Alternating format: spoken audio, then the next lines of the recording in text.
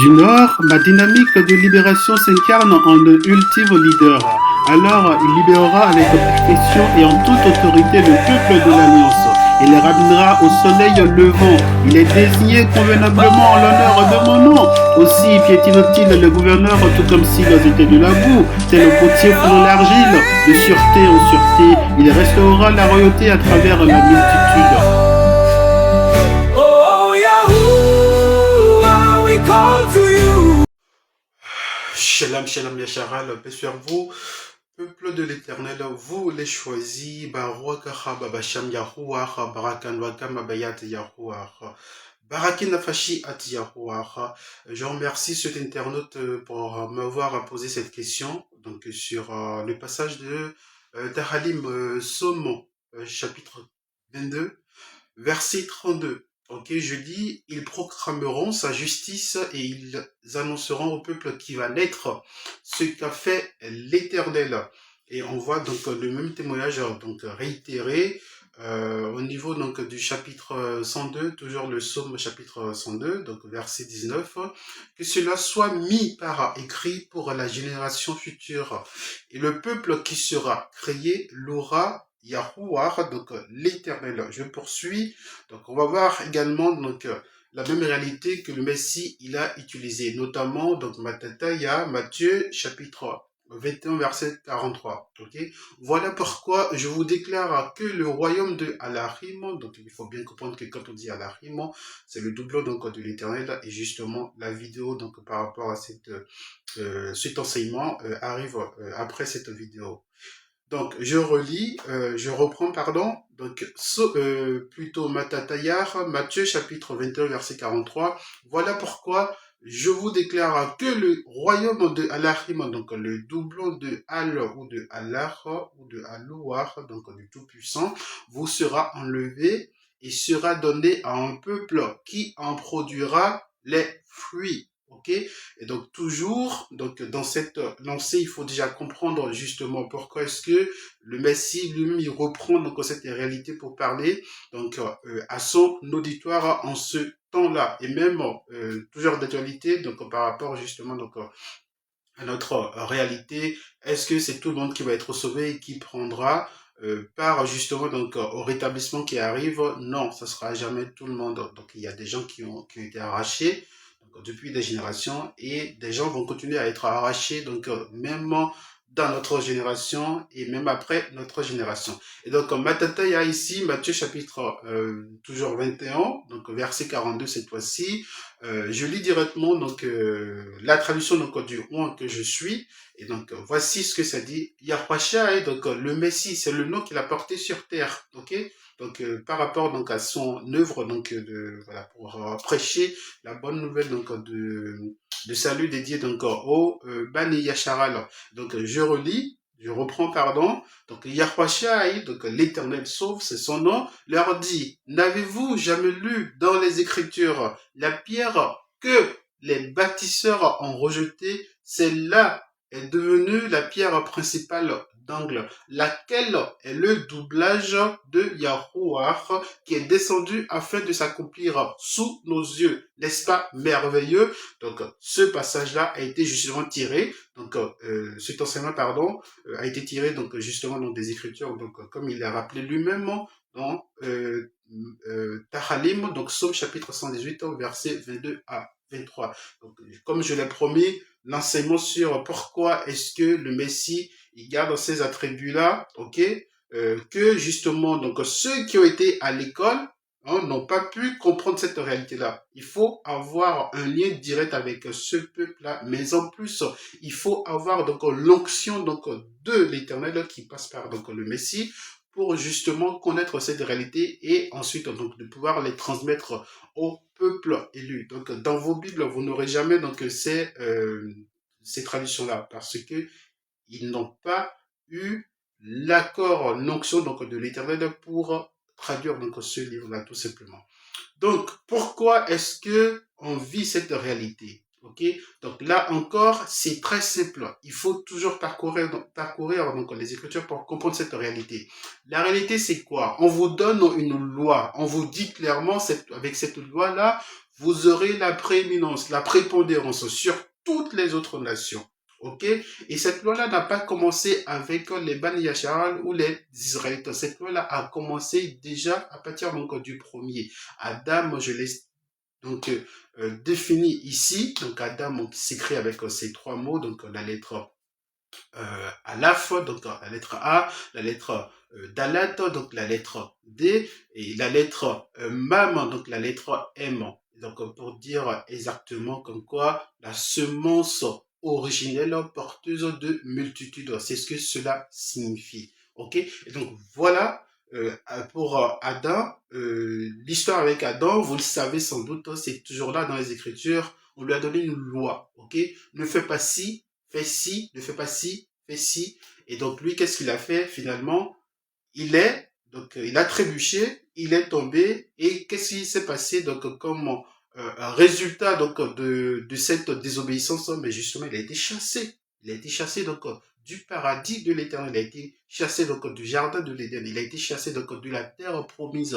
Et donc il s'est retrouvé ailleurs, loin de la terre promise. Et on a vu également donc cette même terre a été donnée ensuite donc au Bani Yasharal. Je rappelle que j'ai fait un post récemment donc pour exposer justement ce que c'est que donc la terre promise, le ciel donc qu'on dit donc selon les Écritures que l'Éternel donc justement il fait la promesse donc de donner donc au Bani Yasharal. Et donc ensuite après Adam, de génération en génération, ce territoire-là est donné justement à la descendance choisie de l'Éternel. Donc Adam, il a eu des fils, un fils a été choisi, Seth.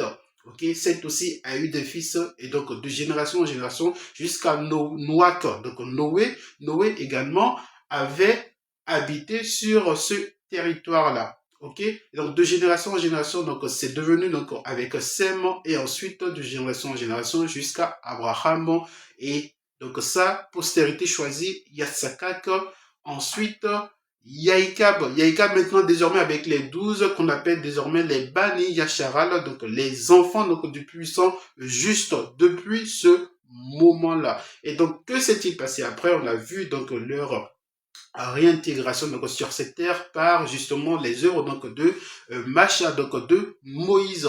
Et donc ensuite on a vu à travers l'histoire comme quoi chaque fois quand il se détourne donc de la loi et les prophètes notamment, c'est toujours là, c'est toujours écrit donc suivant donc les livres de Deutéronome chapitre 28, donc du verset 1er jusqu'au verset 13, qu'est-ce qu'on dit? On dit clairement donc à ce peuple-là, si vous vous maintenez donc dans la loi et les prophètes, vous aurez la prééminence, la prépondérance, tout, et la terre vous appartient et tout.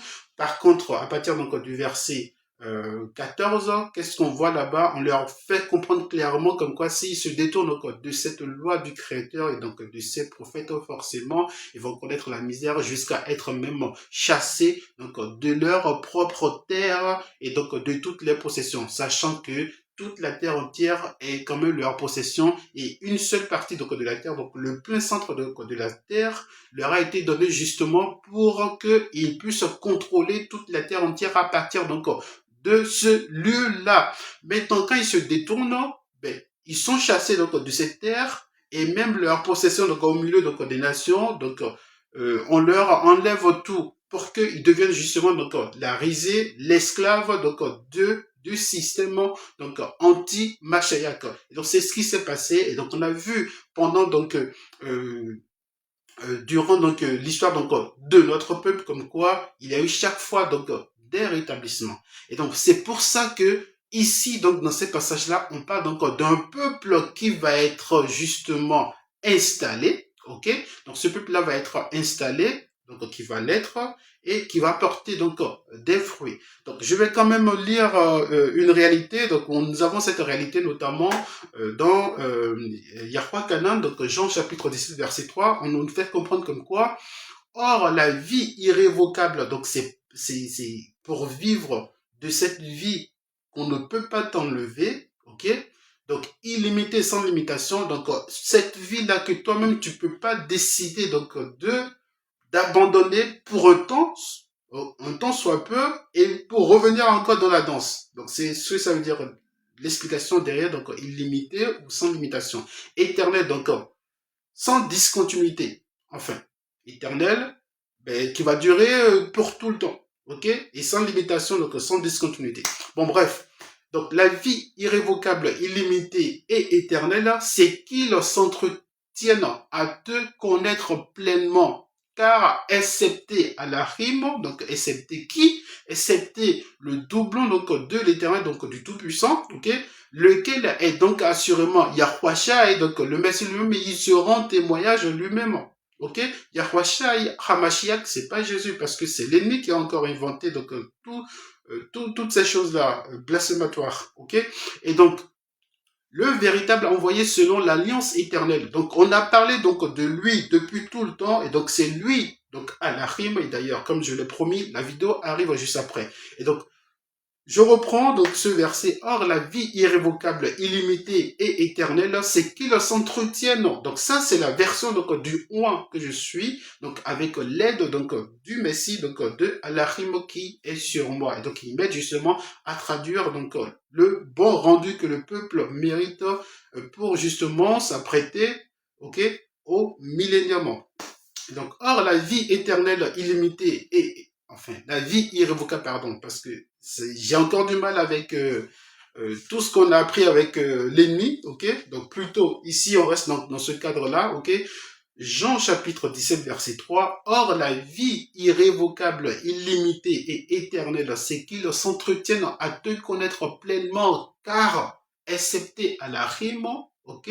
Lequel est donc assurément Yahweh Hamashiach, donc le Messie, le véritable envoyé selon l'alliance, toi seul est Allah. Et j'ai défini donc par rapport à l'expression Allah, ça n'a rien à voir avec ce que les musulmans ils appellent Allah, parce que déjà là, ils ont bidouillé, vous voyez que c'est pas la même écriture. À partir du moment où les gens ils mettent justement, donc ils donnent une nouvelle écriture par rapport à son nom, là, comprenez qu'il y a un problème. Donc, ce n'est plus l'éternel à ce moment-là. Ok?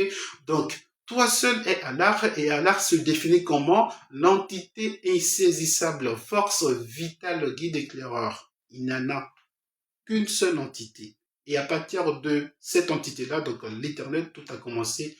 Il a donné vie donc à son propre fils, donc le Messie. C'est pour ça qu'on parle donc du doublage. Et je reviens donc dans l'autre vidéo pour en expliquer davantage.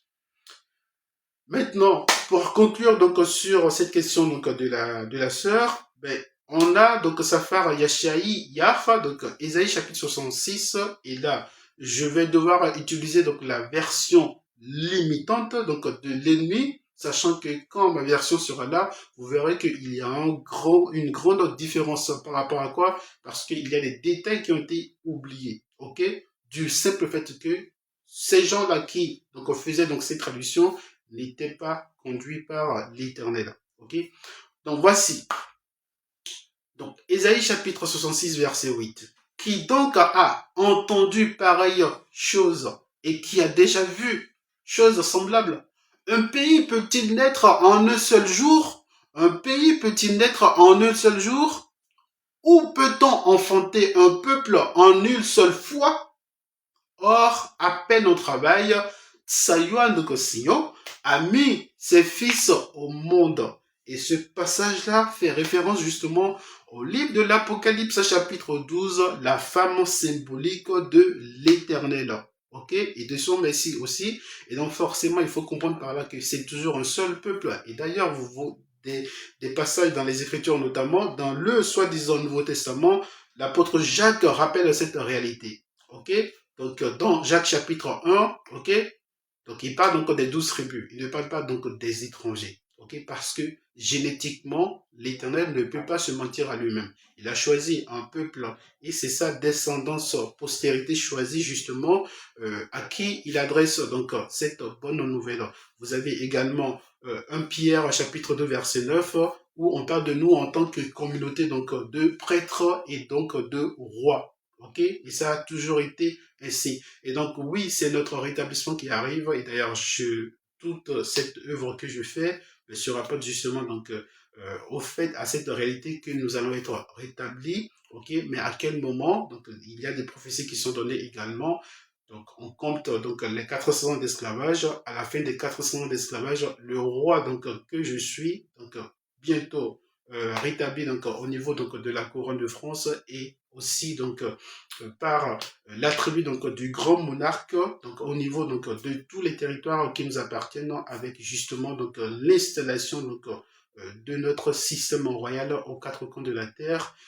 Et pour précision, ok, donc cette nation qui va naître, ben, c'est forcément, il y aura donc son siège à la partie très sainte donc de la terre, donc qui est mentionnée donc dans les Écritures. Il faut toujours se souvenir que cette partie-là, c'est Tel Arad, donc qui est en décombre, parce que la loi et les prophètes le disent aussi longtemps que le peuple reste attaché à son peuple, tant que n'a pas été arraché donc à cette terre forcément, ok, ben, il est donc en position donc, de prépondérance, tout ça et tout cela donc va justement le profiter. Par contre, quand il va se détourner, c'est là justement que on aura donc des signes donc, de décombre. Et donc on a ces signes-là donc, de décombre sur le territoire très saint donc, de l'Éternel en plein centre de la terre.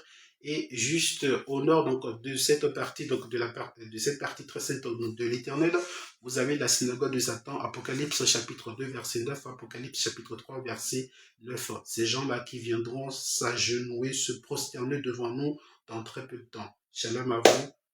Et je vous dis à bientôt pour la vidéo qui vient après pour parler un peu plus davantage donc, de la personne du Messie. Shalom à vous. Gloire et louange à l'Éternel Tout-Puissant, lui qui continue de témoigner son fidèle amour à son peuple. Bien-aimés, nous voici bientôt au terme de nos 400 ans de servitude. Et nous sommes sur le point de quitter nos différents lieux de dispersion pour rentrer à la maison sur la terre sainte chargée de grandes richesses. À cet effet et dans le but de réunir le peuple, je vous propose quelques lives pour la semaine. Jour 1, nous allons évoquer les fautes passées et leurs implications profondes que nous devrons comprendre. Jour 2, nous abordons l'importance de la repentance en vue de notre restauration. Jour 3, un nouveau chapitre plein d'espoir est sur le point de commencer. Nous parlerons du plan du salut. Jour 4, nous explorons les défis auxquels les élus sont confrontés. Malgré les obstacles, leur ascension est inévitable.